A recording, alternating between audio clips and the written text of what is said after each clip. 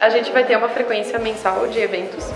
Vão ser sempre nesse formato café da manhã, com o apoio e o patrocínio do CAL. E alguns outros fornecedores que a gente pode ser rei de novo. Gente, bem complicado. Não daria certo com blogueira. Para esses eventos que a gente vai fazer nas terças-feiras pela manhã, eles têm o patrocínio do CAL e o apoio de alguns fornecedores. Eles se realizam com uma frequência mensal. Eu vejo como de fundamental importância esse tipo de evento, porque é onde a gente consegue ver o que o mercado está buscando. Então, esse evento que a Asbeia promove é com esse intuito de entregar informação, trocar informação, né, e agregar conhecimento para toda a cadeia.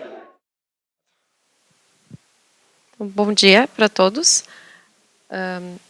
Esse é um novo formato de apresentação do grupo da Asbeia, especificamente de normas. A gente se reúne com uma frequência quinzenal para discutir tudo a respeito de normas, basicamente. A gente iniciou falando só de norma de desempenho e aí agora a gente entendeu que a gente poderia abrir mais o leque para poder abranger outras grandes dificuldades ou oportunidades que a gente tem e poder trocar com os colegas experiências boas e ruins que a gente teve ao longo dos anos. Esse formato que vai acontecer aqui com vocês de manhã, ele vem do patrocínio do CAL, como falou o Vicente. Ele vai acontecer nas terças-feiras pela manhã, na segunda terça-feira do mês, e a gente tem uma previsão de um evento mensal aqui em Porto Alegre, até o final do ano, e mais um evento extra em Caxias do Sul. A gente vai rodar um formulário depois com vocês, um questionário para vocês fazerem sugestões e nos avaliarem e nos colocarem outras questões que vocês gostariam que fossem tratados nesse momento. E não precisam ficar com vergonha de nos fazer sugestões, porque a gente está bem abertos para isso. A gente já tem um calendário de 3 eventos fechados para os próximos meses. E é importante saber se isso está à vontade para vocês. Rapidamente, temos o Eduardo, que é da B2P, que vai falar um pouquinho de simulação térmica, a Betânia da Guardian, e o Roberto, que é da WH House, e eu, que sou da OSPA.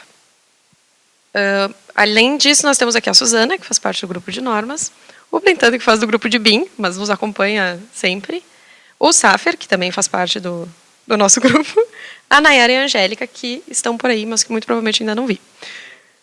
E o Geraldo, para não dizer que estava bem na minha frente.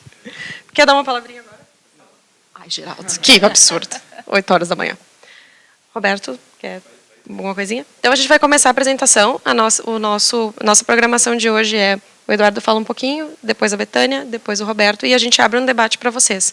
A gente tem umas perguntas que foram pré-estipuladas antes, até para a gente começar a fomentar vocês, coisas que a gente também acha interessantes de serem discutidas. E aí, na sequência, vocês ficam livres, no tempinho que a gente tem, para poder falar sobre o que vier a vocês nesse momento. Tá? Bom, meu nome é Eduardo Brofman. Eu não sou arquiteto, sou engenheiro mecânico, né, misturado no meio dos arquitetos aqui, mas eu sou engenheiro mecânico, mas trabalho dentro do mercado da construção civil. Né. Bom, eu trabalho na B2P Engenharia, tá, que é uma empresa especializada em análise energética de edificações. A gente presta serviço a nível de consultoria. E também fazemos projetos mecânicos, né, projetos de climatização, ventilação mecânica, processos térmicos, industriais. Então, essa a área de atuação da B2P Engenharia.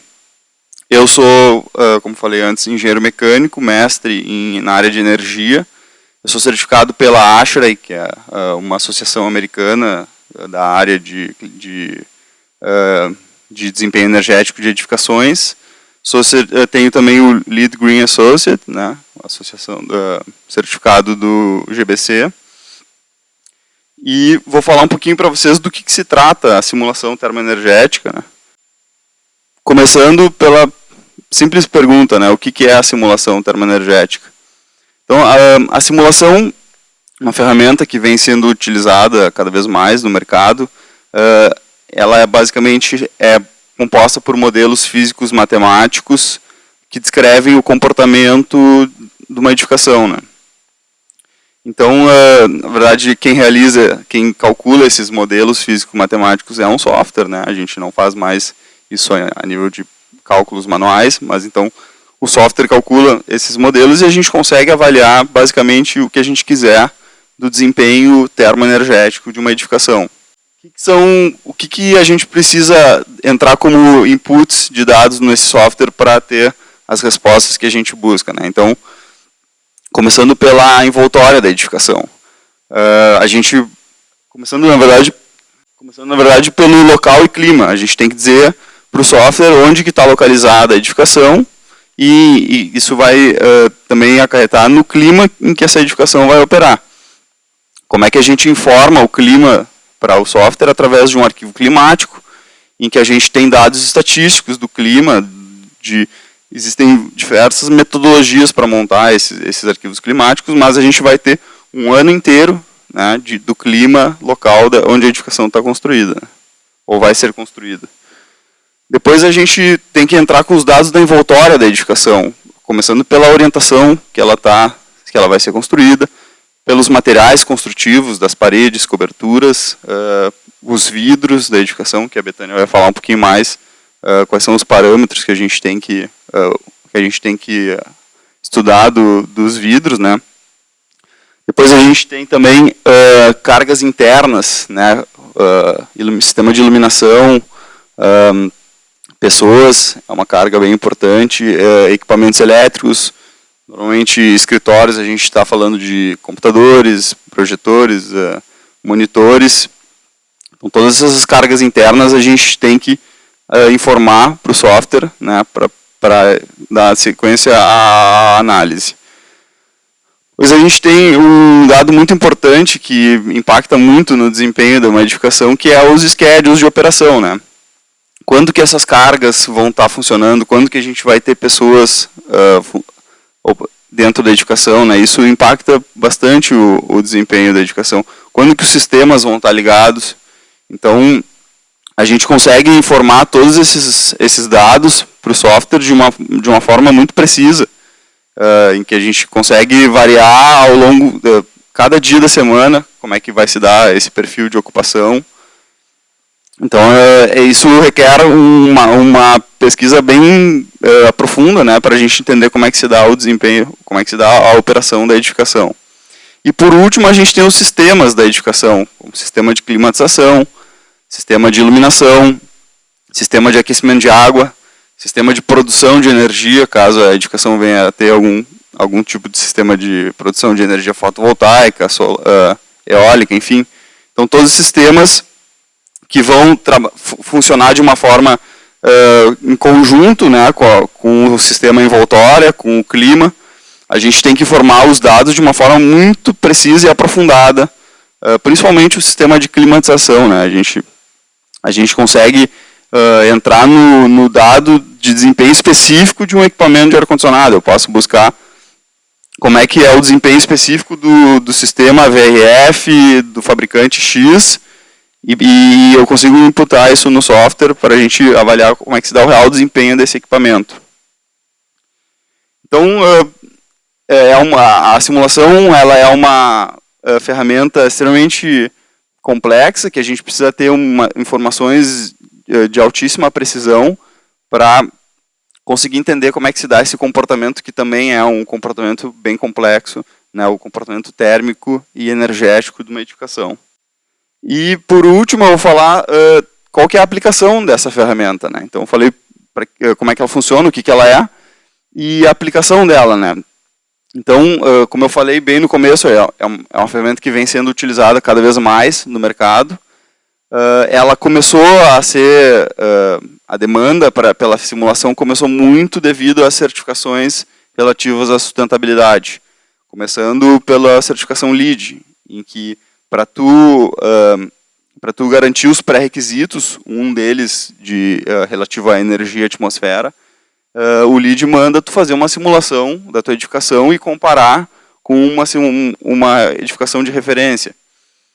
Então, outras certificações também exigem análise via simulação. Acho que o assunto aqui, na norma de desempenho, né? A norma de desempenho, ela cita especificamente uma metodologia para se avaliar a edificação por simulação termoenergética. Inclusive, ela cita o software Energy Plus na norma, que deve ser feita uma análise via simulação. Mas, além das certificações, eu acho que é importante dizer que a simulação ela é é uma ferramenta de projeto, né? Ela não necessariamente precisa ser aplicada exclusivamente por uma certificação que estabelece uma metodologia bem específica, né? Mas a gente usa ela a nível de avaliação de projeto, para validar um projeto, para ver alternativas para esse projeto, como que isso vai impactar no desempenho futuro da edificação, né? Tanto a nível de projeto, como a nível de retrofit, de edificações. Por exemplo, uma edificação que busca fazer um retrofit do seu sistema de climatização, a gente consegue avaliar diversas opções e ver como que isso vai impactar, para ver qual que é a real viabilidade financeira dessas opções. A gente faz muito análise de diferentes tipos de vidro, né, para fachadas envidraçadas, e ver como que cada vidro se comporta. Então, eu acho que ela vai muito além de simplesmente ser uma ferramenta para aplicar uma metodologia já estabelecida por uma certificação. Então, a gente consegue fazer isso a nível de consultoria para desenvolver, para ajudar o desenvolvimento do projeto, e acho que o mercado, principalmente os arquitetos, têm visto isso como uma ferramenta que auxilia na qualidade do seu projeto, né? Então, a gente consegue auxiliar o arquiteto a tomar decisões em que ele está tendo confiança e segurança de que ele está tomando uma decisão tecnicamente que vai trazer qualidade para o projeto dele, né? Então, acho que era mais ou menos isso que eu queria falar sobre a simulação, rapidinho. Passar a palavra para a Betânia.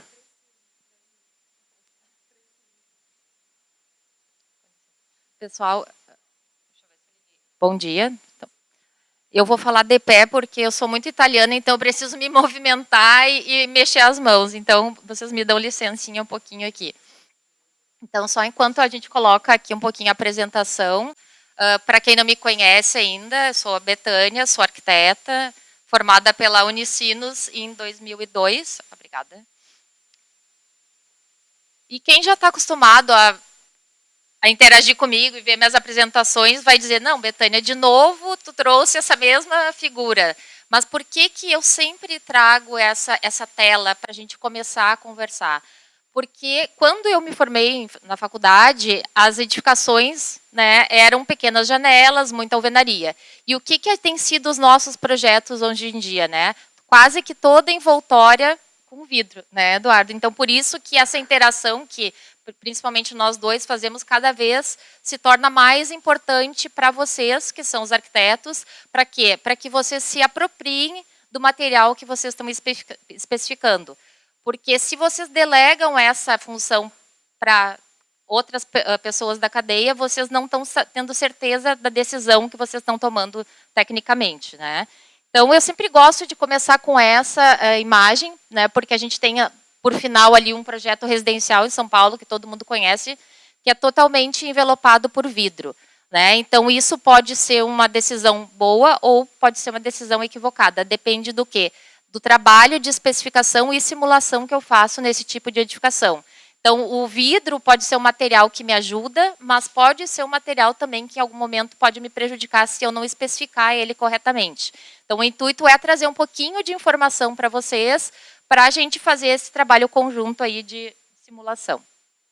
Então, eu trouxe aqui um pouquinho quais são os principais pré-requisitos que vocês precisam definir no projeto de vocês, para a gente começar, por exemplo, no caso, quando eu interajo com o Eduardo, fazer essa troca de informações e essa simulação das diferentes condições da fachada do edifício de vocês. Então, a gente começa por uma definição básica, que é como é que esse vidro vai estar na minha esquadria, na minha janela, na minha pele de vidro. Vai ser um vidro só laminado, vai ser um vidro monolítico, que é um vidro simples, como a gente tem na maioria dos prédios mais antigos, ou eu vou trabalhar com um vidro duplo. Então, eu preciso saber o que eu quero entregar para a gente, depois, no software, imputar esses dados. Também, qual é o tipo de vidro? Eu vou trabalhar com o vidro comum, vidro incolor, ou eu vou trabalhar com vidro de eficiência?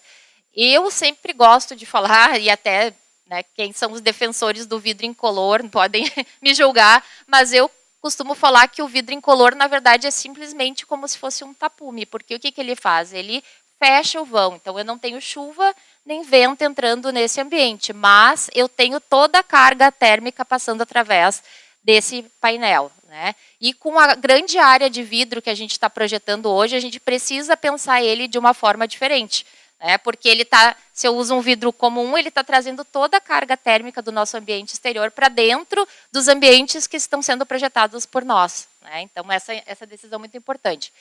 Também outra questão, qual é a performance que eu quero que essa fachada tenha? Né? Então, isso é uma decisão que a gente ajuda a tomar junto com o pessoal que faz a simulação. Quanto esse vidro tem que bloquear de calor? Qual é a transmitância térmica que eu preciso entregar do meu empreendimento? Quanto de luz também eu preciso entregar? Porque a gente tem situações diferentes num projeto residencial e num projeto comercial. No residencial eu quero mais luz. Num comercial, o que acontece? Às vezes eu tenho que sacrificar um pouquinho da luz para dar conforto visual, para evitar o ofuscamento. Então, são todos cenários que a gente, quando está projetando, precisa definir para ter essas escolhas de revestimento de fachada, de envoltória, para imputar no software, para ter esses dados, para tomar uma decisão o mais acertada possível, né? Porque quando a gente acerta, legal, mas quando a gente se equivoca, a gente coloca o nosso nome profissional, né, meio controverso, tá? Outras questões que a gente, na verdade, interage mais com o pessoal que faz a simulação é o índice de seletividade do vidro, tá? Que é um dado bem técnico, que é o quê? Eu decidi qual é o dado, quanto de luz eu quero entrando por quanto de calor eu quero bloqueando, tá? Então, é um índice que a gente decide isso e vai fazendo composições até alcançar. A questão da emissividade, o Eduardo, você me pede, né, Eduardo? Qual é a emissividade desse vidro? Né? Porque ele, sim, vai dar esse fluxo de calor maior ou menor através da envoltória de vocês. E a questão, né, que a gente fala, às vezes, do vidro, mas que eu acho muito importante, é a composição dos elementos arquitetônicos. E isso está na mão de vocês que estão projetando.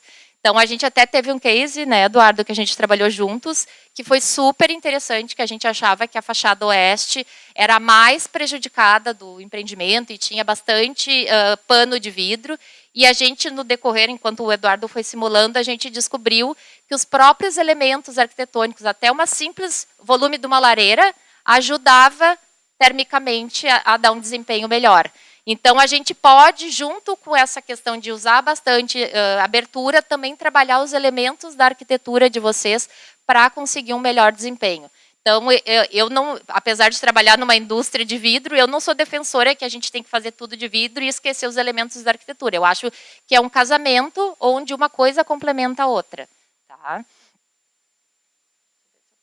Então, aqui eu trouxe, na verdade, só para a gente falar rapidamente como é que funciona esse fluxo de calor do vidro. Né? Não sei se, pelo menos quando eu tive na faculdade, a gente falava em conforto térmico, botava a janelinha lá na maquete e só estudava o movimento do sol com o brise para ver se o sol entrava mais ou menos. Né?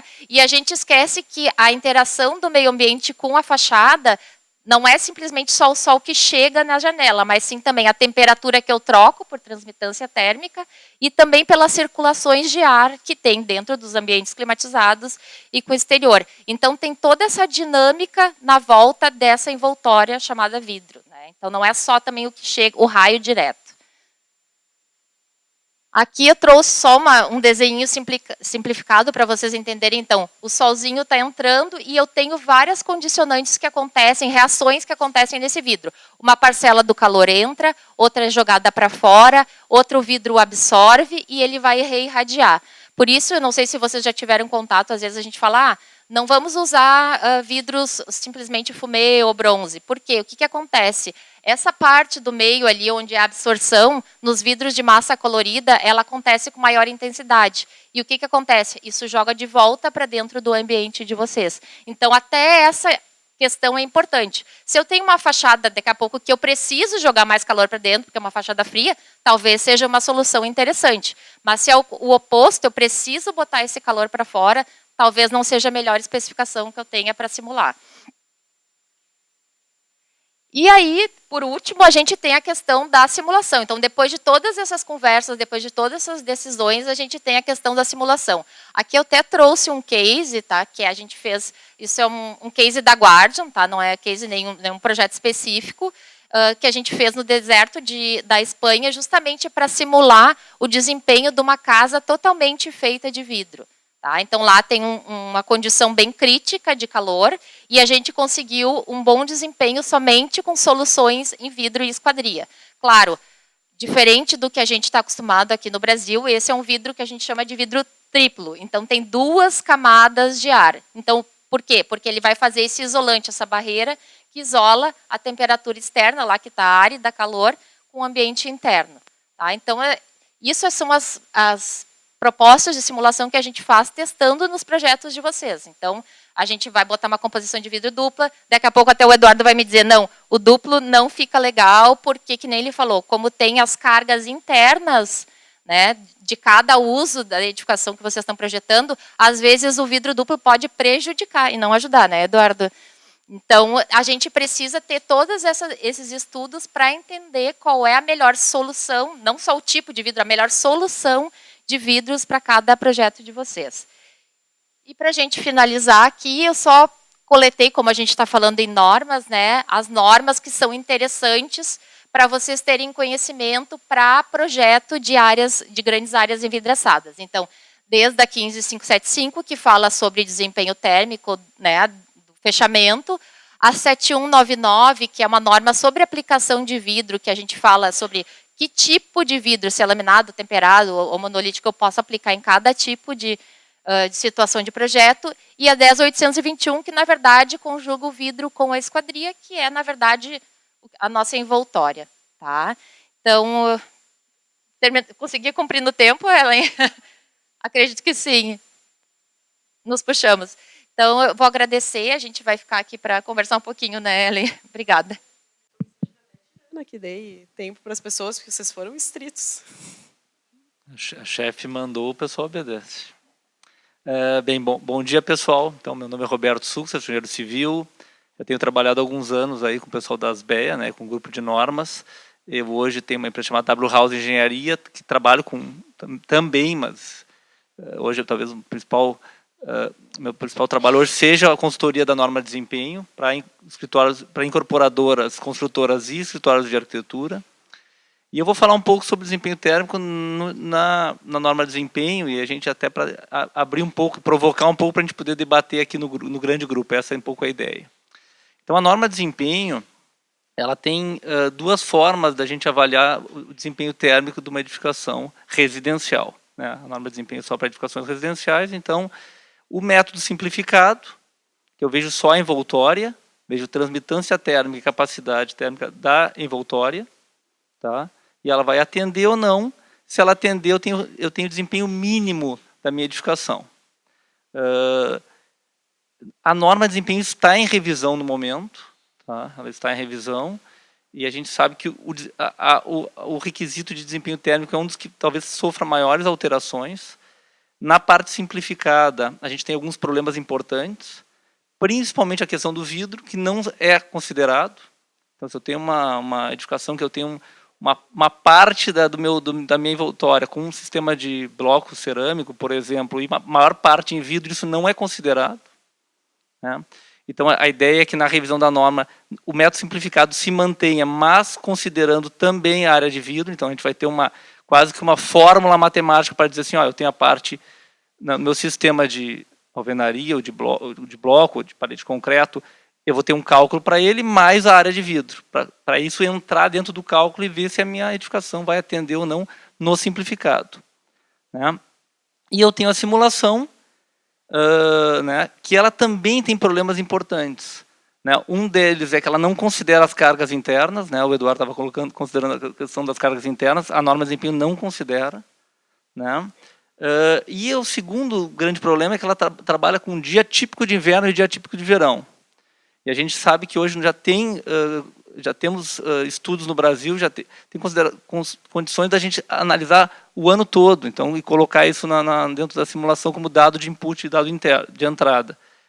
Né? Além disso, a experiência que eu tenho também com simulações da norma de desempenho é que a gente tem uma variabilidade de resultado muito grande.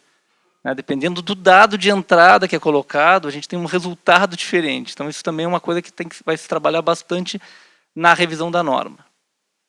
O que eu acho importante colocar, e aí até já provocando para os debates aqui, é de qual a responsabilidade do projeto de arquitetura para tratar de desempenho como um todo, mas agora falando principalmente de desempenho térmico, né? Então a gente tem alguns cases aí que a gente tem trabalhado, até um case que a gente tem trabalhado até no grupo aqui, a Ellen, a Betânia e o Eduardo, mas assim, de que com grandes áreas envidraçadas, o desenvolvimento do produto lá no início tem que ser analisado, avaliado. Qual é a responsabilidade de quem fez o projeto de arquitetura, que colocou uma envoltória com bastante área de vidro, né? Ninguém está dizendo para não fazer isso, acho que isso, né, a gente sabe que isso é comercial, deixa a nossa cidade mais bonita, mas a responsabilidade por desenvolver esse produto é de quem está fazendo. Então, eu fiz um projeto de arquitetura com uma fachada toda em vidro, eu tenho que saber se ela está atendendo ou não a norma de desempenho. Agora a gente está falando de norma de desempenho, né? Fora a questão do conforto, aí é também uma outra discussão que a gente pode depois entrar, né? Mesmo que ela atenda a norma, qual é o conforto do usuário que vai ali dentro, né? Então, acho que esse é um ponto bem importante, de responsabilidade. O que eu tenho indicado e colocado é assim, a gente tem duas formas que eu entendo que o escritório de arquitetura, agora nós estamos falando aqui dentro das BEA, né, possa atender ou pensar nesse atendimento.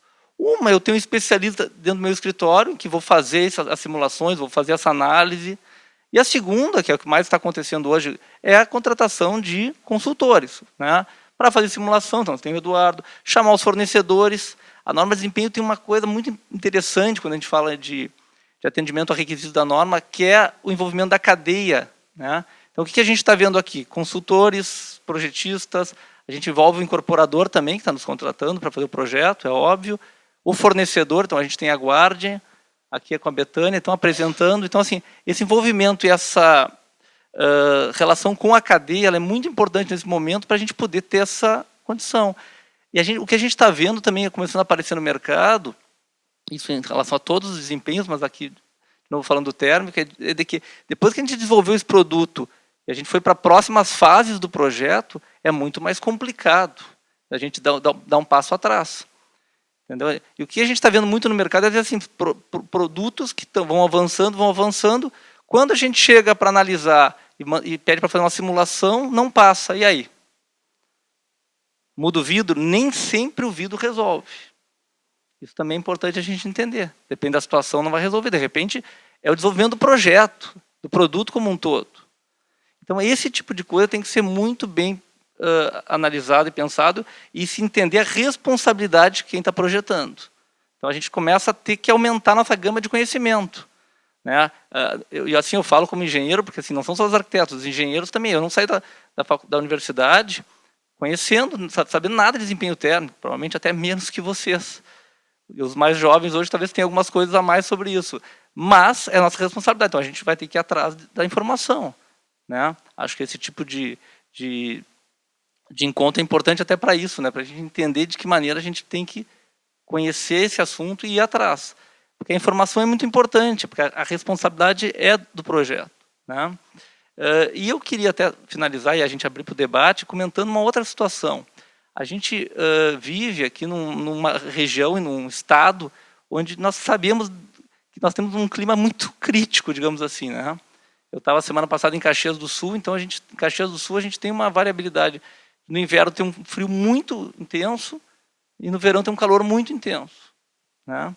Então, assim, eu fui dar um curso há uns anos atrás em Caxias do Sul, norma de desempenho, e uma das pessoas, que era de uma incorporadora, levantou a mão assim, a gente aqui tem que usar parede dupla com tijolo maciço. Eu disse, não, mas por quê? Para atender desempenho térmico. Não, mas quem é que diz que o tijolo maciço é bom para desempenho térmico, né? Aquela coisa também do conceito. Então, assim, mas há uma preocupação muito grande, e eu acho que falta um pouco isso no mercado, porque assim, áreas envidraçadas, agora não é vendendo contra a Guarda, mas a gente tem que entender onde é que a gente está usando essa área envidraçada, né? Então, às vezes eu gosto de dar exemplo, a gente vai num hotel na Serra, onde é tudo de vidro. E aí tu tem inúmeros aparelhos de calefação tentando manter o calor interno e não conseguindo dar conta, né? Quanto é que custa isso para quem vai usar depois? A norma fala também em durabilidade, vida útil. Será que o melhor sistema é um sistema todo ele de vidro, em algumas áreas? E qual o vidro que a gente está utilizando para isso? Né? Além tem a norma 10.821, que é a norma de esquadrias também. Né? Então, será que foi o melhor sistema que a gente utilizou? Então, acho que é importante se pensar no todo, não só na questão do atendimento à norma de desempenho, é óbvio. Até digo assim para vocês, de forma geral, ela é fácil de ser atendida, né? Com alguns cuidados, é óbvio, mas a gente tem que também pensar no conforto final do usuário. Eu tenho bastante dúvidas se as maneiras como a gente está projetando hoje, né, comparado com o que a gente fazia né, e até com outros lugares do mundo, se é confortável. De que maneira a gente está usando hoje aparelhos de ar-condicionado, né? Isso é a melhor maneira. Né? Então, assim, aí é uma discussão um pouco maior, eu queria só levantar um pouco isso, né, porque eu acho que é importante a gente pensar um pouco nesse todo. Né? Até a questão de custo. Mas é mais caro para o cliente hoje, na hora de comprar o apartamento. E depois? Daqui 5, 10 anos, o uso de equipamento. Né? Até assim, acho que o Eduardo pode nos ajudar em relação a esse tipo de estudo também, que eu sei que ele faz, de ver, olha, na vida útil do apartamento, né? Como é que isso vai ficar? Então, acho que são algumas discussões que a gente tem que fazer para pensar melhor na questão de desempenho térmico nas edificações. A gente separou algumas perguntas para começar o debate em si. Deixa eu só pegá-las.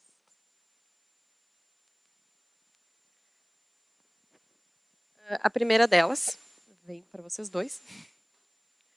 Em que momento é recomendado fazer o ensaio de desempenho térmico no fluxo de projeto? Bom, vou começar aqui, tá?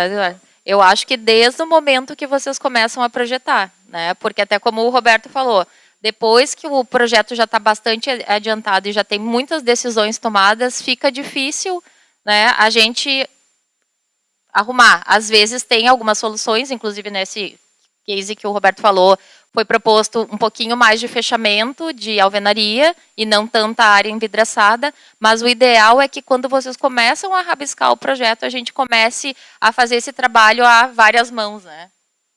Acho que a gente pode pensar que isso seria o fim da etapa de estudo de viabilidade. Então, só para pontuar no fluxo de projeto. Que dados de entrada são necessários para fazer essa análise térmica? A gente até falou algumas coisas durante a apresentação. Eu vou falar alguns e aí tu vai me complementando para ver se todo mundo pegou a mesma coisa. Posição do edifício no mundo, no contexto dele. Se tiver informações de vizinhos, também fica interessante, porque eventualmente os vizinhos exercem algum tipo de sombreamento. Se tiver mais torres nessa implantação, se tiver uma base, quais são as características da tipologia do edifício. Clima em si. Materiais que estão sendo usados na fachada, que tipo de esquadria está sendo considerada, se já tiver algum input de vidro ou de alguma necessidade, gostaria que fosse um pouco mais reflexivo ou não. Demarcar as áreas de pano envidraçado. Eu estou falando porque a gente já fez, tá? Áreas de panos envidraçados. Já interagiu bastante, né? A gente já teve uma vida aqui. Se tiver terraços, se tiver varandas, o que vocês estão considerando de piso, porque tudo isso impacta de alguma maneira também. Se apartamentos de cobertura, se coberturas verdes, se algumas áreas de paisagismo acabam interceptando também algumas outras coisas. O que mais que a gente tem? Acho que tu resumiu bastante a parte de envoltória, né? Que quando a gente faz análise especificamente para o protocolo da norma, a gente resume a análise à envoltória da edificação, sem as cargas internas, né, que o Roberto falou. Depois disso, teria toda a parte de cargas internas e sistemas. Né? Então, se a gente quer avaliar o desempenho real da edificação operando com os seus sistemas, então a Ellen falou tudo que se trata de envoltória. Depois a gente tem todos os dados dos sistemas da edificação, né? Ar-condicionado, sistema de iluminação, produção de energia, caso seja aplicável. Enfim, uma série de outros dados que a gente entra como input de dados. Para poder ficar gravado direitinho no vídeo depois que fica disponível, quando vocês fizerem perguntas, a gente vai levar um microfone, tá? Imediatamente, então deem uma seguradinha. Não, eu só te interrompi, porque é mais ou menos, se pode, isso é sobre esse assunto especificamente da pergunta. Né? Como muita gente trabalha aqui, também mais no mercado imobiliário, em prédios residenciais, ou mesmo nos comerciais, mas mais nos residenciais, eu entendo primeiro duas coisas assim. Uma é que teria que fazer a simulação para saber se atende a norma que não tem a carga térmica interna. Mas tu poder saber efetivamente como é que está funcionando o prédio, aí faria uma segunda etapa, que seria a simulação com essas cargas internas. Foi isso que eu entendi, né? Mas na parte da simulação, nos prédios residenciais, eu te diria que é opcional a colocação, por exemplo, de ar-condicionado, que geralmente os prédios residenciais colocam split. Tá? Opcional, mas todo mundo coloca. Na simulação, vocês consideram a colocação dos splits, por exemplo?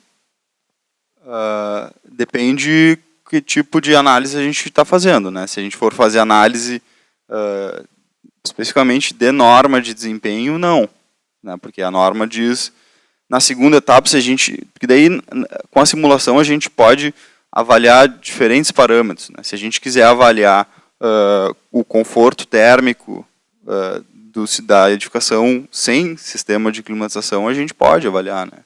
Digamos uma opção em que a unidade fique sem ser climatizada artificialmente, a gente consegue avaliar de uma forma anual, né, para ver como é que se dá a temperatura, umidade, enfim, temperatura radiante, todos os parâmetros que impactam no conforto, de uma forma natural, a gente pode fazer essa avaliação.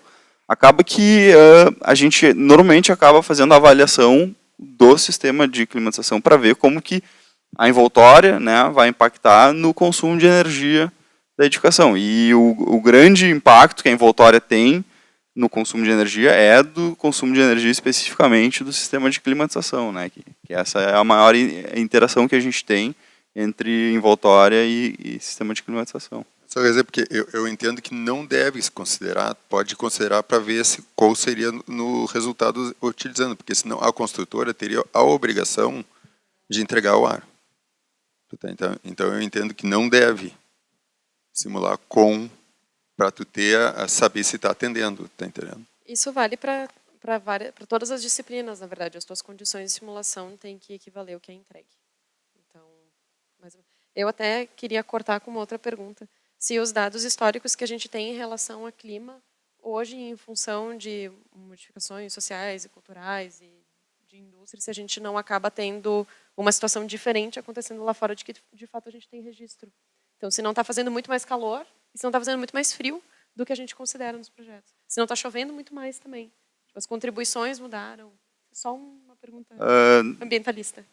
A resposta é que os arquivos climáticos que a gente tem em informação, eles são normalmente estabelecidos com dados recentes de clima, né? Normalmente dos últimos 10 anos. Então, eles estão atualizados em relação ao que a gente tem, o que o clima tem se apresentado recentemente. O que acontece muitas vezes, a gente simula com um dado estatístico de clima, né?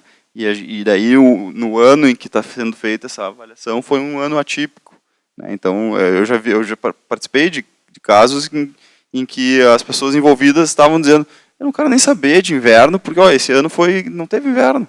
Mas não é que todos os anos vão ser anos atípicos em que a gente não vai ter frio no inverno, né? Então por isso que a simulação ela trabalha com um dado estatístico que eu acho que eu acredito muito na estatística, né? Então acho que é um dado bem real e nos dá a informação correta. E complementando um pouquinho o que a Ellen falou, eu acho que também o nosso uso está mudando, né? Não só o clima, né? Então, há uns anos atrás, todos os dias a gente saía de casa, ia para o escritório e a casa ficava lá fechada, né? Hoje está mudando muito. Então, a gente tem muito mais pessoas trabalhando home office, né? Então, o uso da casa, às vezes, acaba sendo durante todo o dia. E na simulação, às vezes, a gente projeta essa situação de não uso da residência durante o dia, né, Eduardo? A gente simular uma edificação partindo do pressuposto que ela vai ficar vazia durante o dia, o resultado vai ser muito diferente do que se a gente mantiver a edificação climatizada durante o dia, né? Toda a inércia, toda a dinâmica da edificação, a gente vai ter resultados bem diferentes. Tem um complemento operacional dessa pergunta, que é, para o pessoal que está trabalhando com o modelo BIM, se a gente tem condições de te fornecer, eu sei a resposta, porque eu sofri na pele, mas se eu posso te enviar esse modelo e se tu consegue usar ele diretamente para fazer a simulação. Infelizmente, ainda não. Tá? A gente já fez alguns testes, especificamente exportando o modelo BIM do Revit. Inclusive, o próprio Revit ele pode fazer uma análise energética utilizando o software em si, mas quando a gente exporta ele para utilizar dentro do Energy Plus, né, que é o software de simulação, ele sai muito bagunçado, assim, acaba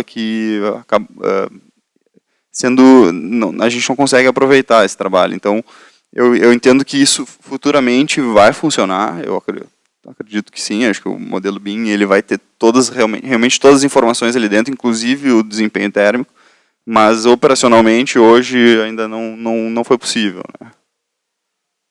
Enquanto vai procurando, só queria fazer um comentário aí já, sobre uma questão que eu acho importante. A gente estava falando aqui sobre atender desempenho mínimo, né? E eu estava lembrando de um caso de um cliente que a gente estava analisando, foi fazer a simulação, até para avaliar também desempenho mínimo, e a gente chegou à conclusão que toda edificação, com exceção de um apartamento de cobertura, ele era desempenho superior. E aí a gente verificou, se a gente atendesse, mudasse o tipo de vidro na cobertura, uma sacada de cobertura, a gente mudasse aquele tipo de vidro, a gente atenderia toda a norma de índice superior naquela edificação. Então, até uma questão comercial, às vezes, né? E, às vezes, também, até quando a gente faz uma simulação, a gente pode avaliar ela por pavimento, né? Nem sempre a gente pode fazer uma simulação completa de toda a edificação, mas pode fazer ela, por exemplo, por pavimento ou até por apartamento. E a gente consegue até chegar a conclusões que alguns apartamentos que a gente considerava menos, digamos assim, que tinha um valor comercial menor, ou apartamentos de andares mais baixos, tem um resultado de desempenho térmico, né, melhor, que a gente pode até, de repente, explorar. E agora eu dou um exemplo como cliente, né, que eu morava num apartamento que não batia sol na minha sala. Então era raro sol, era um apartamento que no inverno era muito frio na sala. Eu me convidava meu pai para ir domingo lá, né, e ele dizia, não, é muito frio o teu apartamento no inverno. E quando eu fui me mudar, obviamente que eu peguei o apartamento, assim, eu queria sol direto. Né? Hoje eu me arrependo muito disso. E eu fiquei pensando agora, justo, se eu tivesse uma informação, uma simulação que pudesse me dar essa informação mais clara, né? Até como cliente, como usuário, de como é que ia ser.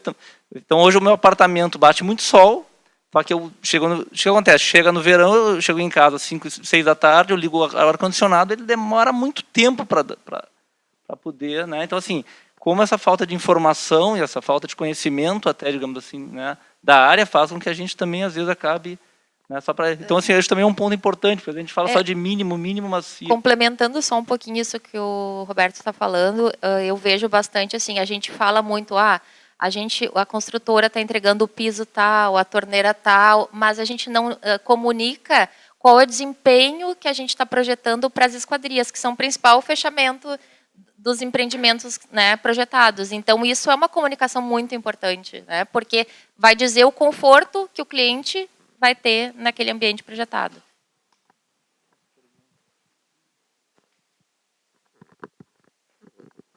O Vicente e o Brentano aqui estão... Eu vou... Alô. Não, eu só queria deixar, vou passar a palavra para o Brentano, mas eu só queria, de repente, dar a palavra aqui para o pessoal também, que não é das BEA, que está aqui, que, de repente, que é de empresas e tal. Eu queria depois ouvir também um pouco do pessoal e o que o pessoal está achando. Eu queria que o pessoal não se intimidasse também, porque senão só nós falamos, mas ouvir algum depoimento aí do pessoal. Então, de repente... Mas agora eu vou passar a palavra para o Brentano, mas depois eu queria que se alguém pudesse falar das experiências aí de projetos, de obras aí da questão térmica. Obrigado.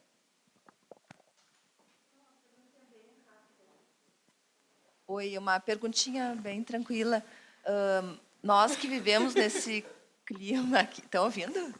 Sim. Nesse clima úmido, como é que é avaliado a variabilidade? Software que calcula isso? A gente consegue... é muito comum a gente olhar para a temperatura, né? Mas a gente consegue pedir como output do software a umidade também. Confesso que não é o primeiro parâmetro que se busca na análise, mas concordo que tem uma importância bem relevante, assim. É possível, sim, se analisar a umidade resultante, né? Acaba que quando a gente tem um ambiente climatizado, a umidade ela é indiretamente controlada, né? Mas um ambiente em evolução livre a gente conseguiria avaliar a umidade sem problema nenhum. E as condições de melhoria dessa situação seria basicamente mudar as formas de abertura das esquadrias e aumentar a taxa de renovação de ar? O que seria o contornos de umidade? A umidade é razoavelmente complexo tu controlar ela, né? Porque Essa foi difícil. Tu vai ter que partir para um sistema de climatização para controlar a umidade, né? Quando tu aumenta a taxa de renovação, tu vai estar aumentando a umidade, né? Se tu está trazendo um ar mais úmido para dentro. Mas cada caso é um caso, né? Se tu tem uma carga sensível, né? Que sensível a gente fala, separa a carga térmica em sensível e latente. Em que sensível é a variação de temperatura e latente é a variação de umidade. Então, quando tu tem uma carga sensível mais alta, né? Tu vai provavelmente trabalhar com uma umidade mais baixa. Como é que tu vai ter essa carga sensível mais alta? Talvez uma área envidraçada maior, né, mais radiação solar penetrando a edificação. Eu só tenho mais 2 perguntas, tá? Então, depois vou contar com vocês. Tá? Então, aqui. Isso, por favor. Tá. Fiquei surpreso quando tu comentaste que o BIM, vamos dizer, na prática tu não consegue usar. Tá? Eu vou fazer algumas colocações a respeito.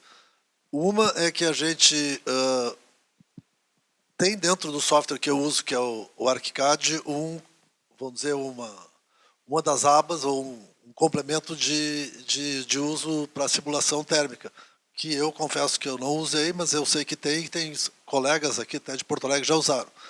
E que pode ser, vamos dizer, comprado um aplicativo que tu bota dentro do programa para isso. Então, eu imagino que se a empresa que fornece o software oferece isso, ele deve funcionar.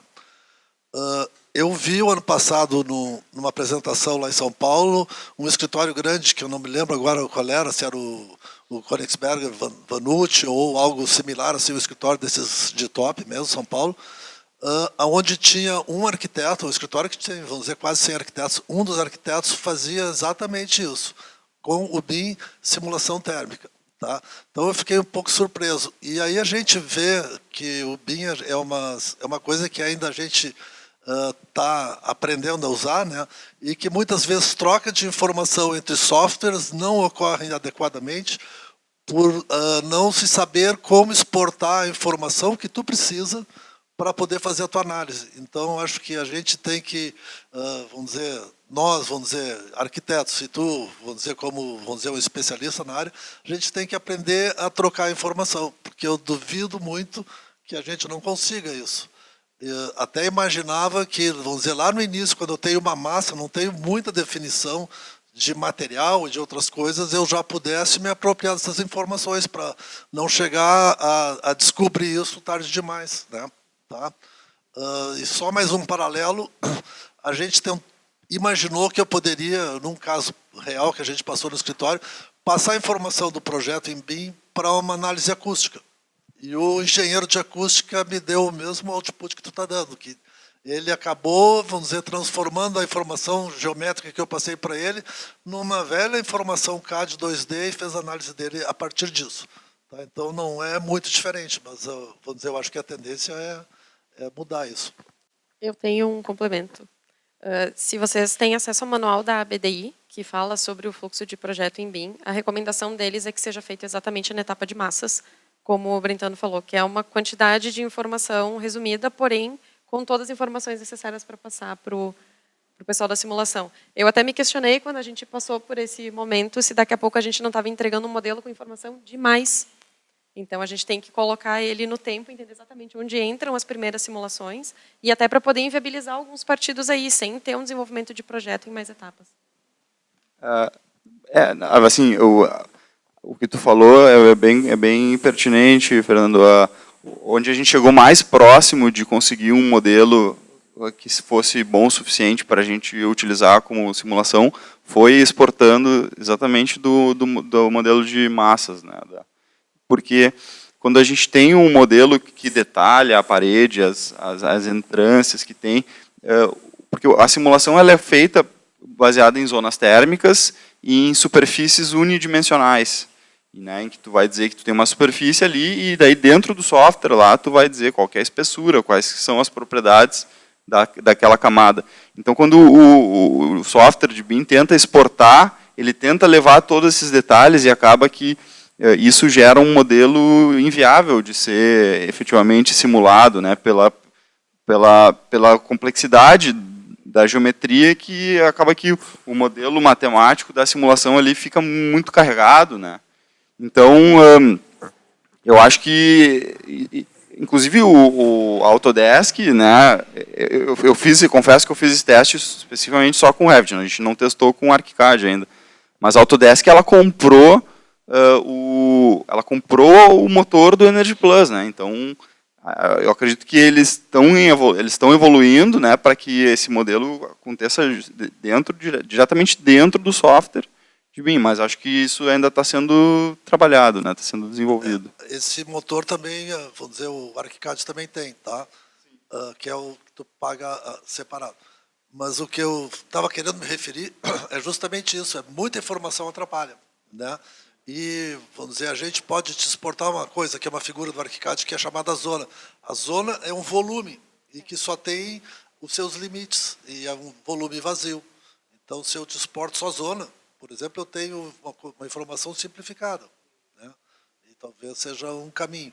E Perfeito. isso é bem no início do projeto que a gente faz isso. E eu acho que o importante é que a gente, quando fala em BIM, fala em antecipação de decisão, né? Então, e a cultura não está em tentar definir tudo lá no começo. E a gente tem que forçar vamos dizer, os nossos contratantes a ter essa consciência, né, de que tem que antecipar um monte de coisa, né, Roberto? Não, e eu acho assim, tem outro ponto importante, Eduardo, acho que vai concordar comigo. No momento que isso tiver amadurecido essa questão do dado de entrada e ser entregue, também a gente tem uma outra questão que é importante, a gente entende o lado de quem está projetando ali, nós não temos uma redução de custo de simulação, porque a grande questão principal ali na simulação é o input dos dados. Né? Então, assim, se a gente tivesse isso bem amarrado, se a gente tem rapidez, velocidade nessa resposta e custo, né? Então fica muito mais fácil. Então vocês estão trabalhando, né? Claro, por isso que eu digo assim, eu acho que só tem que alinhar bem essa questão de dados de entrada, né? Isso a gente tem visto também com outras simulações, no Lumínico, em outros também a mesma dificuldade, de não conseguir fechar. E aí é óbvio que quem está fazendo a simulação, eu trabalho com o Eduardo, mas trabalho com outras empresas também, que a grande dificuldade é a questão de modelar ou colocar todas as informações dentro do software. Então, no momento que isso tem que ser mais amarrado. Mas até eu ia te perguntar, Eduardo, você trabalha com Energy Plus, né? Existem outros softwares para simulação térmica. São muito diferentes. E a pergunta que eu queria te fazer, também acho que sei a resposta, mas acho que é interessante a gente discutir assim, se eu usar um outro software, que não é o Energy Plus, acaba dando resultados um pouco diferentes. Falando agora até de norma de desempenho, por exemplo, né, que a gente tem trabalhado. Sim, Roberto. Existem diversos softwares de simulação, inclusive o Energy Plus ele é um software de um cunho acadêmico, assim, porque ele é um software gratuito, né, por mais complexo que ele seja, ele é um software gratuito, e ele tem uma interface muito não amigável, que a gente diz, né? Tu tem que fazer toda a modelagem da geometria, tu tem que fazer dentro do Google SketchUp, com um plugin do Energy Plus, depois exportar para o arquivo que o Energy Plus opera, né? Então ele é muito não amigável, assim. E existem softwares que daí são comerciais, né, que são vendidos, que usam o motor do Energy Plus, né, toda a programação do Energy Plus, todos os modelos, mas numa interface bem mais amigável. E existem outros softwares que têm sua programação própria, e isso que tu comentou, infelizmente, a resposta é sim, né? Se a gente simular num software e simular em outro, existem grandes chances de a gente ter resultados levemente diferentes. Por isso que a simulação ela tem que tomar muito cuidado quando a gente utiliza ela, sempre procurar usar ela de uma forma comparativa entre parâmetros. Assim, eu vou simular a mesma indicação e vou trocar um único parâmetro para ver como que esse parâmetro se comporta, né? E tomar cuidado para fazer essa variação para que não tenham outros parâmetros influenciando ali nos resultados da simulação. Oi, estão me ouvindo? Bom dia, cheguei um pouco atrasada. Meu nome é Anne, não sou daqui, sou de Manaus, então desempenho térmico tinha que estar na raiz de quem nasceu em Manaus, mas não é o que acontece. Então, eu vim trabalhar aqui no Sul para aprender um pouco e também já é uma área que eu gosto bastante de estudar, é conforto térmico, né? Você falou do atendimento mínimo, né, do norma de desempenho, e eu queria perguntar até aqui para vocês que estão aí, como é que a gente está aqui na questão da etiquetagem, né, da PBE Edifica, porque quando tu atende um mínimo, tu tem uma etiquetagem, né? Hoje a gente não consegue dizer para o cliente que vai comprar um imóvel se ele é etiqueta A, B, C, D. Ele não tem a chance de escolher. Eu, como arquiteta, vim escolher o apartamento, eu já sabia que eu queria uma posição para pegar o sol da tarde. Mas o cara que botou lá no anúncio dizia norte, orientação solar norte. Eu fui ver no Google, não era. Então, em que momento a gente não consegue... Ai. Se eu não fosse da área, eu estaria comprando algo, me venderam algo que não era, né? Então, em que momento a imobiliária também tem essa responsabilidade, né? Porque a gente não tem a defesa do consumidor dele conseguir escolher que apartamento ele vai comprar, que edifício ele vai comprar, porque hoje a arquitetura é terceirizar o consumo de energia elétrica para o cliente, né? A gente não consegue dizer para ele, não, esse aqui tu vai gastar menos, esse tu vai gastar mais. E eu acho que não é nem o cliente que não quer, é a gente que não fala para ele o payback. Tipo, ei, tu vai gastar X, mas tu te devolve em 3, 2 anos. Né? Então, eu acho que qual é a linguagem que a gente tem hoje de etiquetagem? Na Europa, isso é muito forte. Para te comprar um imóvel com as-built, tu só consegue se tu tiver etiquetagem. Aqui, acho que a gente está a passos ainda engatinhando. Né? Essa linguagem é muito mais forte em Brasília hoje, eu vejo, pelos escritórios, né? Mas eu queria saber como é que está a etiquetagem aqui no Sul. Porque, para o Norte, eu acho que nem desempenho térmico a gente fala muito. Né? A gente coloca o ar-condicionado lá e a gente que se ferre pagando. Bandeira de energia elétrica, ninguém sabe o que é isso. Entendeu? Então, eu queria entender qual é que meio a gente está aqui na etiquetagem hoje. Até onde eu tenho conhecimento, a etiquetagem só é obrigatória para edifícios públicos. Né? Os edifícios que a gente projeta para clientes finais particulares ainda não tá valendo. E, inclusive, eu participei bastante de uma época que tinha essa questão da etiquetagem e, realmente, até o Roberto estava falando que participou, né, desses núcleos que fazem discussões sobre etiquetagens ou sobre normas. Existem várias vertentes, né, que são umas positivamente favoráveis a que se tenha e outras, né, de quem não quer evoluir com desempenho que puxa. E aí, como tem muitos atores, isso acaba travando. Mas para os edifícios públicos, agora a gente já tem que apresentar esse desempenho de etiquetagem. Eu sou representante do Sinduscom RS na revisão da norma de desempenho. Então, no ano passado, a gente teve alguns workshops sobre a revisão da norma. Um dos workshops foi o de desempenho térmico. Hoje, o responsável pelo comitê de desempenho térmico é o professor Robert Lamberts, de Florianópolis, né? Está tratando isso. Se levantou a ideia de vincular a norma com eficiência energética. Mas eu não vou te mentir, isso provavelmente não vai acontecer nesse momento. Né? Se tem um entendimento do comitê como um todo, tá? E a gente não pode negar que esse comitê tem... Eu não vou dizer que ele é político, mas ele tem vários interesses da cadeia como um todo, e se entende, principalmente, mas isso não é falando de térmica, falando de norma como um todo, de que até pelo tamanho do Brasil e pelas diferenças que a gente tem no Brasil, a norma ainda tem muitas dificuldades de implementação como ela está hoje. Tá? Então, esse é um entendimento meio global, então a ideia nessa revisão atual da norma é simplesmente ajustar coisas que não estão claras e que não estão boas. Né? E há questões que não estão bem redigidas também, mas se levantou essa questão. Acho que até pela tua pergunta, é uma questão que se levantou da importância disso. Acho que a gente está muito longe. Tá? Eu vejo alguns edifícios, aí não só eficiência energética, mas algumas questões de selos para edificações comerciais. seja pelo payback, quando a gente está falando de edificações onde o próprio executor vai utilizar ele, seja até às vezes agora de empresas de fora que tem nas suas regras, né, nos seus estatutos, de que eles, para alocar uma sala fora né, em algum local, essa sala tem que ter esse edifício comercial tem que ter o seu selo. Então isso está trazendo um pouco de movimento. No residencial isso é mais complicado, né? A gente já teve algumas discussões no sentido de qual é o payback no residencial, e às vezes é difícil, ele é bem mais longo, né? Acho que o Eduardo pode nos ajudar um pouco nisso. Mas a gente não está vendo, infelizmente, a questão de eficiência energética aqui também acho que ainda está um pouco longe, né, de acontecer, né? Mas assim, já foi discutido, então assim, provavelmente isso vai, mais cedo ou mais tarde, vai acabar entrando. Agora ainda, provavelmente, eu tenho certeza que nessa revisão agora isso provavelmente vai ficar fora. A minha opinião em relação especificamente ao PBE Edifica é que ele não decolou porque o modelo de negócios dele é muito ruim.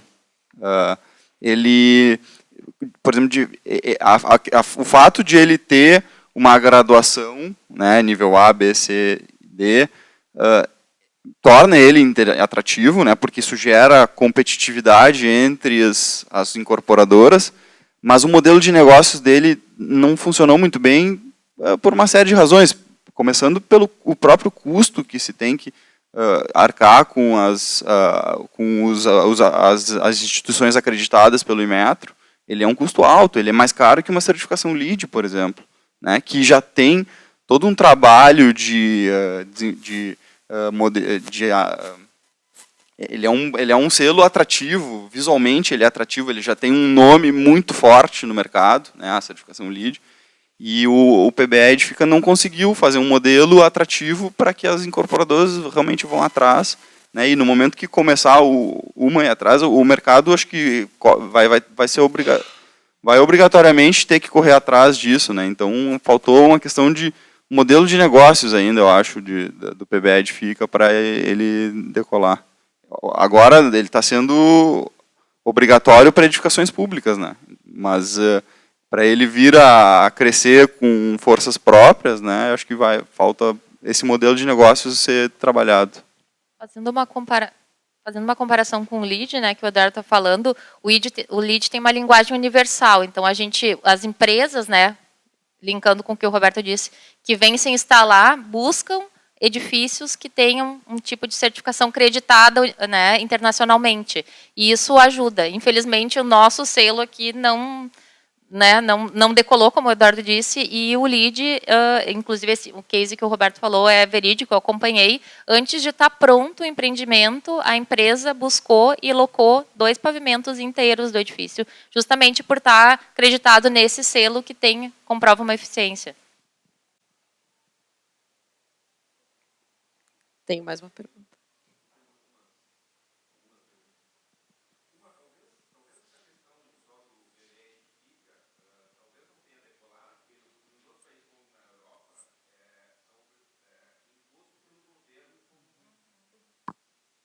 Alô? Tá.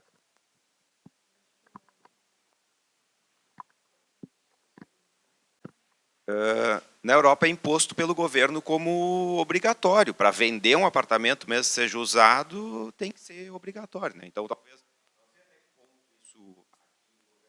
o Inmetro pretende fazer isso ou não. Né? A gente tem o caso de um país vizinho nosso, que é muito próximo da nossa cidade, que é o Uruguai, que justamente acontece isso. Eles têm uma regulamentação do governo que incentiva que os investidores, né, sejam beneficiados para construir edificações com desempenho. Então, se tu apresentar um desempenho mínimo, dependendo da área que tu tenha aberta, né, de contato com o exterior, tu recebe um incentivo para a construção. Que eu conheço aqui, a gente não tem nenhum movimento nesse sentido, de estimular, né, o arquiteto ou o investidor a entregar eficiência para o governo aqui em 2015 foi lançado em Brasília um movimento para aplicação da norma de desempenho na habitação de interesse social. Até porque a norma de desempenho surgiu para a habitação de interesse social. Então foi feito um trabalho, uma apresentação, estavam envolvidos naquele momento Caixa Econômica Federal, Banco do Brasil, como financiadores, o Ministério das Cidades com a aplicação de como é que isso ia ser feito para a prestação de interesse social. E alguma dessas coisas está funcionando, mas muito pouco, até porque com a crise econômica e com a crise, né, política do Brasil, isso meio que se perdeu, tá? Mas o governo, de certa forma, se preocupou muito nessa questão de interesse social. Fora isso, não existe nenhuma regulamentação. A norma de desempenho, por exemplo, ela é elaborada pela cadeia. Então, assim, sim, as pessoas que estão aqui estão participando. As BEA está participando, o Sinduscon está participando, via CEBIC. Então, ela é feita pela cadeia, né? Então, hoje a gente não tem... o governo está bem fora, de certa forma, está envolvido, digamos assim, via CEBIC, alguma coisa assim, mas muito pouco. Na habitação de interesse social, sim, e tinha-se uma campanha, um trabalho muito grande que acabou se perdendo parte, né? Então, hoje, quem trabalha com interesse social, principalmente na questão do financiamento, tem vai ser auditado no sentido de estar atendendo a norma de desempenho. Sim. Requisitos mínimos, é claro, né? Só um comentário adicional. Como uma sonhadora, eu gostaria de ver o Brasil um país desenvolvido. Mas a gente está discutindo aqui hoje dados de entrada de simulação, o que é simulação, e a gente também vem discutindo a nossa cadeia de suprimentos. O Brasil, infelizmente, é um país que tem uma cultura artesanal de fornecimento de componentes de construção. Então, às vezes, a gente se pergunta se a gente não está falando sobre coisas que a gente não tem acesso ainda para poder colocar nos nossos edifícios. O que é muito triste, porque deveria ser mais industrializado. A gente tem hoje muitos componentes que dispararam com laudos de desempenho e outros que a gente continua na sombra. Então, a gente sempre fica um pouco dispare de discutir isso. Não sei até que ponto, se o governo regulamentasse, também seria a solução. Talvez, mas a gente não tem tanta certeza. A gente olha para os nossos vizinhos até com um pouco de inveja, porque na Europa se fala de esquadria de alumínio com um desempenho absurdo em relação ao que a gente tem aqui, talvez porque a própria esquadria venha encaixilhada do fornecedor. Ponte térmica, então, a gente vem discutindo muitos pontos e se sente um pouco não contemplado por alguns itens da construção. É que eu acho que, na verdade, a gente sempre tenta evoluir no desempenho e sempre esbarra no custo que o incorporador não quer pagar, exato, porque normalmente ele não vai ter o ganho a longo prazo disso. Quer dizer, ou não pode repassar. Como é que o ar-condicionado mudou e hoje ninguém compra ar-condicionado que não é mais selo A? Porque teve uma obrigação lá de botar o selo, refrigerador, etc. Então, talvez essa seja o caminho, realmente. Porque todas as outras certificações que apareceram, mesmo o LEED, que é a mais, não é difundido num número expressivo de edificações que realmente façam impacto no consumo energético nacional, né? É um outro exemplo que a gente pinça e esse se conseguiu e comemora assim com... Então, talvez seja só a obrigação. A mesma coisa da norma. Por que a cadeia, realmente, há 10 anos atrás, não conseguia laudo de desempenho de nada, de material nenhum? Por que desenvolveu? Bom, porque entrou a norma, todo mundo começou a ficar com medo de ser processado no futuro, e aí começou a exigir dos fornecedores... Quer dizer, uma coisa que eu acho que é importante comentar, quando eu falei do Brasil ser muito grande, assim, ó, o que nós estamos discutindo aqui, quando a gente fala de desempenho térmico, é assim, ó, quando a gente projeta um edifício, quando a gente constrói um edifício, a gente, até pouco tempo atrás, e eu acho que isso no Brasil ainda é uma realidade grande, a gente não sabe o desempenho dos nossos sistemas. Essa é a grande realidade.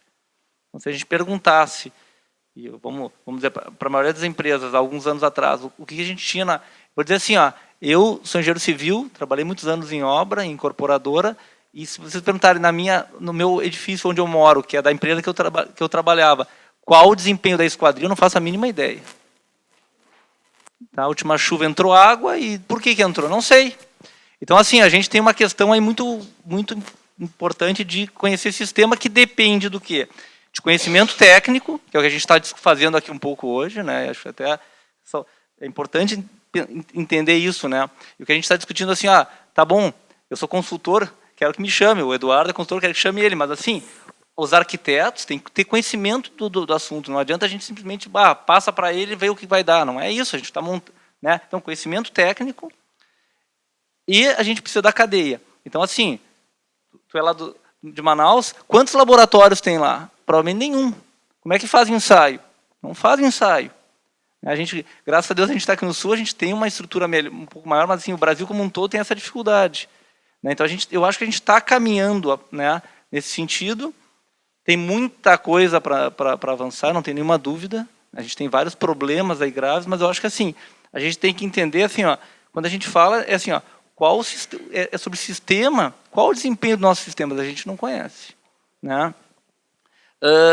Quanto a governo, até eu participei semana passada de um evento internacional de concreto na Unicinos, e era sobre inovação a discussão. E aí tinha um pessoal da China, um pessoal do Canadá, e aí se perguntou sobre inovação. A resposta foi governo. Aonde? Na infraestrutura. Os países crescem com o investimento do governo na infraestrutura de inovação e tecnologia. Né, e a gente não tem nem esse básico assim. Né? Então, assim, hoje, infelizmente, eu não sei se eu não vejo como uma boa prática o governo começar a exigir norma de desempenho. Entende? Porque assim, a gente tem que ter um passo bem atrás aí que a gente tem que pensar. Né? Até que ponto isso é bom. Tenho minhas dúvidas sobre isso, tu entende? Eu acho, assim, desculpa, só um comentário. Que o que ele falou é muito pertinente. O governo dá exemplo, né? Quando o governo começa, é que nem a questão do CAD para o Revit. A partir do momento que as prefeituras só aceitarem Revit, acabou. Quem está na vida do CAD vai ter que se adaptar e migrar para o Revit a Vamos qualquer falar custo. BIM, porque eu sempre fico um pouco preocupada quando a gente fala um software específico. Então, eu acho que quando o governo realmente se predispõe a ter essa obrigatoriedade, principalmente da etiquetagem, eu não sei, posso estar numa visão minha aqui, mas eu acredito que é algo que vai vir. Hoje é muito, onera bastante, mas quando você diversifica, o governo começa a cobrar, isso vai ter que ser popularizado. É igual geração de energia com placa fotovoltaica. Começou muito caro, isso começou a popularizar. Então, eu acho que é um ponto de atenção para a gente, que a tendência é que tem eventos de advogados sobre norma de desempenho falando de etiquetagem, porque é defesa do consumidor. Se você não tem direito a saber que eficiência a tua edificação tem, você tem como processar a tua incorporadora, enfim, quem está executando a tua obra, porque eu, como cliente, quero saber quanto é que eu vou ter que despender de dinheiro nesse edifício. Mas eu acho que daí está a conversa principal que o arquiteto tem que fazer com o incorporador, com o investidor. Sim. Porque hoje, até a gente, me colocando como arquiteta, o primeiro pensamento que a gente tem que fazer esse tipo de especificação, esse tipo de pesquisa, agrega custo. Né? Então, linkando com o case, né, Eduardo, também, de novo, que a gente trabalhou junto, então é uma realidade. O investidor de um projeto que a gente trabalhou estava disposto a investir um monte numa esquadria, numa composição de vidro super complexa. Né? Quando a gente parou e conseguiu convencer que valia o investimento nessa pesquisa, nesse aprimoramento, a solução técnica para o melhor desempenho foi com um custo muito inferior. Né? Então, eu acho que o nosso papel é comunicar que, com esse tipo de desenvolvimento inicial do projeto, com essa pesquisa, com esse aprofundamento, a gente pode, sim, ajudar a reduzir custos. Porque, quando a gente vai muito no achômetro, a gente acaba investindo muito mais por um coeficiente de precaução exagerado. Né? Tem uma colocação. Eu fiz algumas reuniões um pouco tristes com o pessoal de marketing assim, nos últimos meses, sobre o interesse dos consumidores nesse tipo de situação. Tá? Esse projeto tem N artifícios sustentáveis, tem a captação de energia, tem sistemas mais amigáveis, enfim. E o pessoal, nossa, super legal, como argumento de venda, achei essencial. Mas eu vou pagar mais caro? Aí o próprio público, para esses empreendimentos, pois mas eu não quero pagar R$5.000 por isso. E daí a gente embate agora em outros... É um argumento de venda super legal. E não vou dizer que não ficaria feliz em morar num prédio mais amigável, ou talvez a gente esteja comunicando mal o payback também. Não porque custa R$5.000 a mais, mas a gente talvez não esteja conseguindo explicar os benefícios. Sim, agora é 5, mas daqui 5 anos, tu não está marchando na bandeira vermelha. Exatamente isso que tu falou. A gente pode ser uma culpa nossa, a gente faz aqui a dupla culpa, nós não estamos comunicando bem o que a gente está propondo em projeto. Eu tenho uma pergunta aqui, se eu puder passar na frente, que é assim, existem vários selos que são aplicados a edificações, se vocês pudessem falar um pouquinho do que eles são e de alguns requisitos para a gente colocar em projeto. Especificamente do selo ou a diferença entre eles? Se tu puder falar de diferença também, eu acho que é legal. Bom, acho que eu citei aqui a certificação LEED, que eu tenho um pouco mais de experiência, e da norma de desempenho, né? a grande diferença entre esses dois métodos de avaliação, especificamente da questão do desempenho térmico, é que a norma de desempenho ela avalia especificamente a envoltória da edificação, que é um dos sistemas, né? E que o Roberto falou, ela faz uma avaliação de um dia, 2 dias na verdade, né? Um dia para verão, um dia para inverno. Quando se faz a análise para a certificação LEED e para outros selos de uma forma similar, né? Se avalia todos os sistemas da edificação, inclusive a envoltória, né? Então se avalia o sistema de ar-condicionado, o sistema de iluminação, e se faz uma avaliação do ano inteiro de operação da edificação. Então ela é muito diferente da avaliação que a norma de desempenho solicita, né? Não, só complementando o que o Eduardo está falando, especificamente o LEED também, que né, eu acabo tendo um pouquinho mais de contato, ele avalia também a questão dos materiais regionais, né? Então, que outros selos não avaliam. Então, especificamente, como o Roberto falou, nosso país é tão grande, então, quando a gente transporta isso para regiões, a gente consegue obter culturas regionais e se certificar. E também a questão da avaliação do ambiente que ele gera, né? Então, ele se preocupa com o impacto ambiental que ele vai ter na região, com os acessos de transporte. Então, não é só com a edificação em si, né? A norma de desempenho é a edificação por ela sozinha, né? E esses outros selos acabam vendo todo o entorno. A Ellen me pediu aqui, eu não vou buscar lá, mas enfim, a gente deixou lá atrás para depois vocês manipularem um pouquinho algumas opções de vidros para vocês conhecerem o que é um vidro de eficiência e que geralmente esse tipo de selo requer que a gente pense numa solução com desempenho, não simplesmente num vidro qualquer. É que arquiteto vê com a mão, né? Então, quando a gente fez um trabalho juntos, para mim, particularmente, foi muito importante pegar esses vidros na mão e ver a diferença de cor, de reflexão, de tramitância, de todas as palavras difíceis que vocês falaram. Sim. E a gente foi comparando eles um a um em questão de preço e em questão do resultado que a gente queria ter para o edifício também. Então, a Betânia até me colocou na época, tem um que fica melhor para edifícios de noite. Só que talvez para o resultado que tu precise chegar na simulação, ele não é o vidro mais interessante para ti. Então a gente acabou separando 3, orçou e levou como opções para a simulação. Até porque o custo ia ser importante para o pessoal da incorporação. Quando a gente fala em soluções de envoltória, no caso o vidro, né, que é o que eu tenho mais propriedade, a gente tem várias composições. Então posso linkar qualquer um produto de dentro daquela caixa e fazer uma composição com várias outras opções e vão dar resultados diferentes para o Eduardo imputar no sistema. Vão dar resultados estéticos diferentes, tanto de tonalidades quanto de reflexões. E, principalmente, o Roberto já está cansado de ouvir isso, edifícios residenciais, né, que a nossa norma atua, um item que eu me preocupo muito, além do desempenho, é a questão da reflexão interna. Né, porque a gente não pode criar, daí falando do conforto, né, que é uma coisa que não é tangível, né, ambientes onde aquela área de abertura que durante o dia funciona super bem, de noite vire um limitante visual. Né? Então, eu, até por ser arquiteta, me preocupo muito, além do desempenho, com essa parte do conforto visual. Alguns tipos de vidro também, alguns tipos de bloqueio acabam manchando móveis na parte interna, muda a cor de cortina, tudo isso a gente acabou discutindo também. Isso porque, assim, só, né, saindo um pouquinho da questão de norma, mas entrando um pouquinho da questão da especificação de vidro.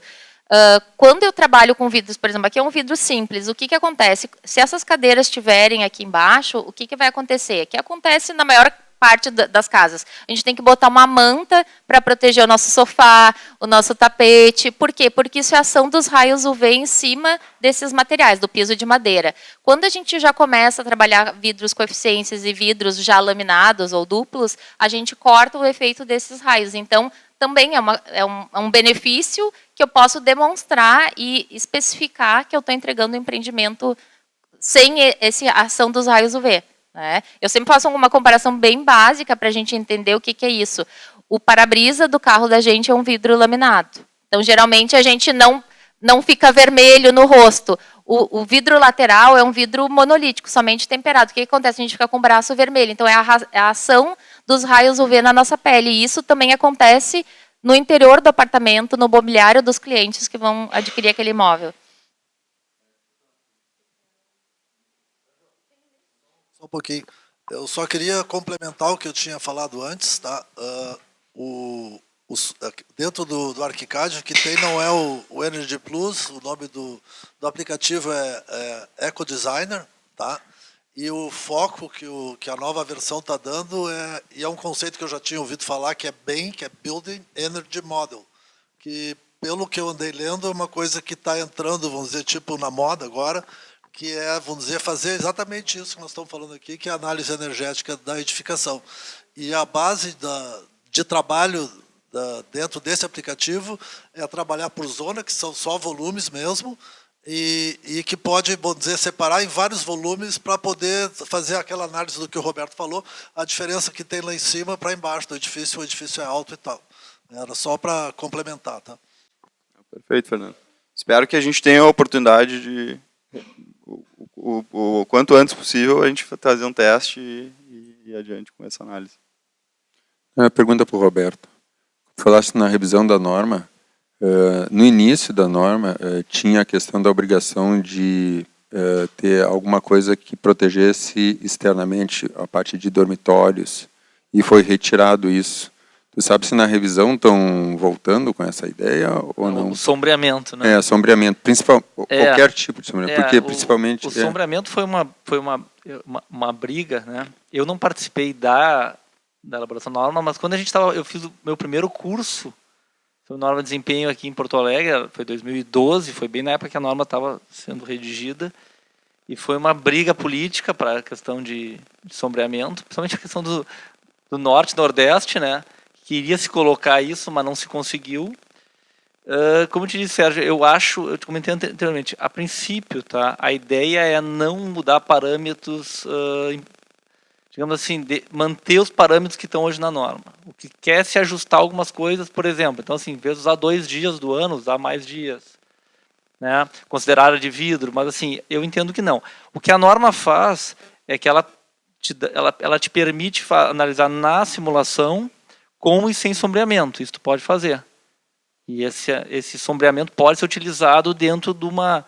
Até a gente tem casos que às vezes tu faz a avaliação sem sombreamento e não passa, não dá o desempenho mínimo. Quando tu coloca um sombreamento, ele acaba atendendo. Então isso pode ser utilizado na simulação, mas não a obrigatoriedade. Isso eu entendo que não, pelo menos a princípio, não é para acontecer essa mudança nessa primeira revisão. Eu queria falar um pouco da questão das esquadrias, levantar esse item primordial aí de toda a discussão que a gente vem falando, não desprezando a questão do vidro, mas dizendo que sem a estrutura portante, o vidro por si só não está na fachada. Então, queria pontuar com vocês aí quais as ações e reações que vocês estão tendo aqui no Mercado do Sul em favor disso. Quais as exigências? Porque, veja, o caixilho europeu ele não é eficiente porque ele vem fechado, moldurado. Ele é eficiente porque a estrutura do sistema é pensada para ser eficiente.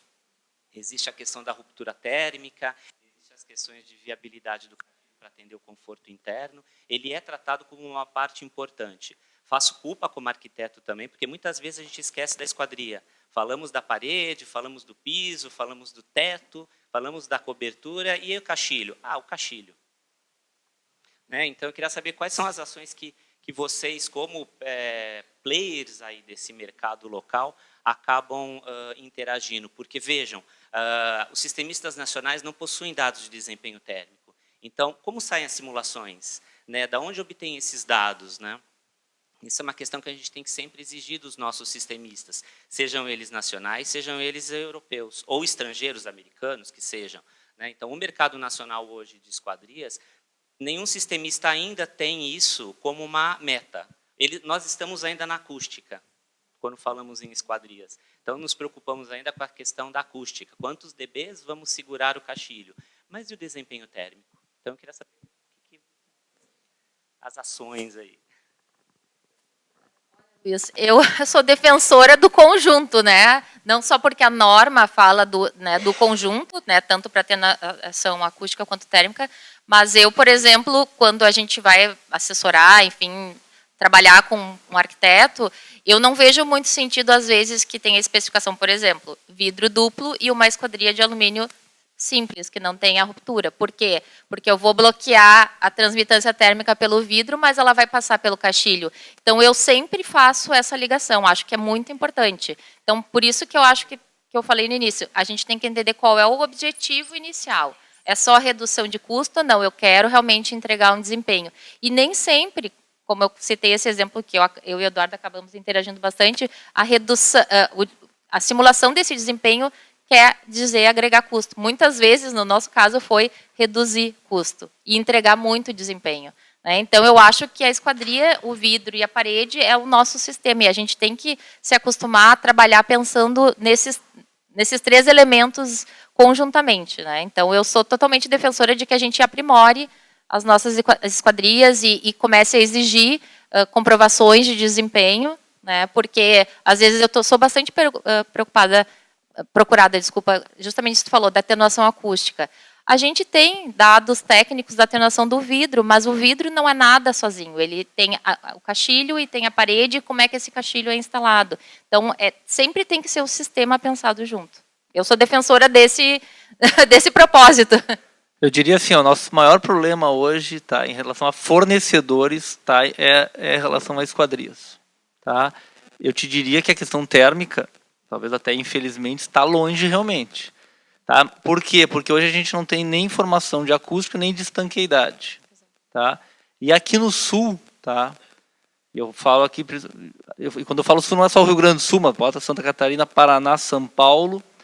O nosso maior problema de manifestação patológica das empresas, se a gente chamar assistência térmica, é a questão de estanqueidade à água das fachadas. Tá? Então a gente tem até uma preocupação muito com a acústica, a norma pegou muito na acústica, mas assim, se a gente pegar problemas, a gente tem muito mais problema de estanqueidade do que em relação à acústica. E a gente tem muito pouca informação. Um dos grandes problemas, tá, que a gente tem discutido muito no mercado é a qualificação de fornecedores desta área, principalmente nas esquadrias que a gente tem hoje no mercado, e vamos falar agora um pouco de esquadrias de alumínio em relação a quem são esses fornecedores. Então, eu recebo muito de cliente, de incorporadora, que recebe um ensaio, tá, do fabricante. Mas quem vai montar para ele a esquadria e vai entregar na obra é um terceiro, tá, que vai instalar também, é um terceiro, onde ele está utilizando parte daquilo que está no ensaio. Então, assim, o montante é aquele, mas a roldana é outra, a escova é outra, e essa montagem é outra. Então, aquele resultado é totalmente diferente. Falta indústria, eu acho, um pouco de esquadrias aqui no Brasil. Tá? A gente tem alguns bons exemplos, é óbvio, mas a gente tem poucos. Então, assim, no momento que isso não é industrializado, vira uma montagem, está bem complicado. Eu vou dizer assim, o nosso ponto crítico hoje são informações em relação a esquadrias. Está melhorando, ou seja, a gente está vendo o mercado se movimentar, até por exigência das empresas, dos projetistas, de buscar essas informações, mas é um movimento, e assim, eu vou te ser bem sincero, em relação ao desempenho térmico, não vi nenhum caso de resultado de esquadria. Então, a gente ainda está brigando para conseguir acústica e estanqueidade. Pessoal, o nosso tempo ele se encerrou, mas em nome das BEA eu gostaria de agradecer ao Eduardo, à Betânia e ao Roberto, e a vocês que estiveram aqui com a gente hoje.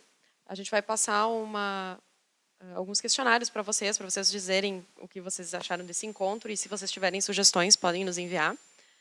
Se tiverem alguma pergunta, agora a gente tem um tempinho ainda antes de liberar o salão, a gente consegue conversar ali do ladinho.